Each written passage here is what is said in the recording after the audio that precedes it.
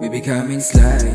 Ikaw lang gusto ko na makasama habang gabi lumalalim. Baby come and slide. Kung mahulog di ako papayag, dadi mo kahit saluhin. Baby come and slide. Sa kwarto makulong ay hayaan kita meron kang gawin. Baby come and slide. Kung magiging totoo ka sa likod ko sa altar harapin. Papunta ka pa lang aayusin ko na aking kwarto.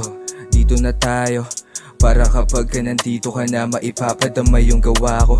Sanayang hindi na kailangan pa maghanap kung anong bago. Ibang iba to sa mga nakasama na sa iyong kama gusto makulabo.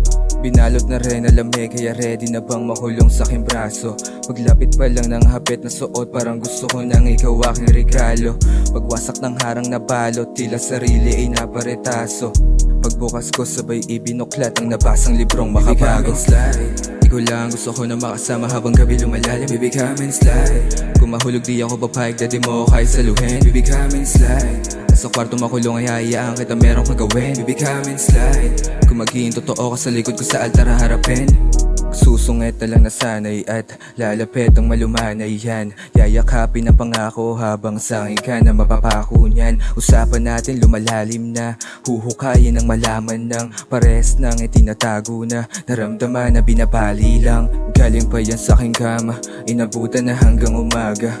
Mag-isa lang papunta, pag pauwi ako na ang kasama.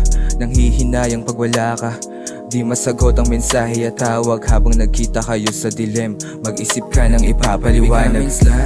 Ikaw lang gusto ko na makasama habang gabi lumalalim. Baby come and slide. Kung mahulog di ako papayag, dadi mo kahit saluhin. Baby come and slide. Sa kwarto makulong ay hayaan kita meron kang gawin. Baby come and slide. Kung magiging totoo ka sa likod ko sa altar harapin. Baby come and slide. Ikaw lang gusto ko na makasama habang gabi lumalalim. Baby come and slide. Kung mahulog di ako papayag, dadi mo kahit saluhin. Baby come and slide.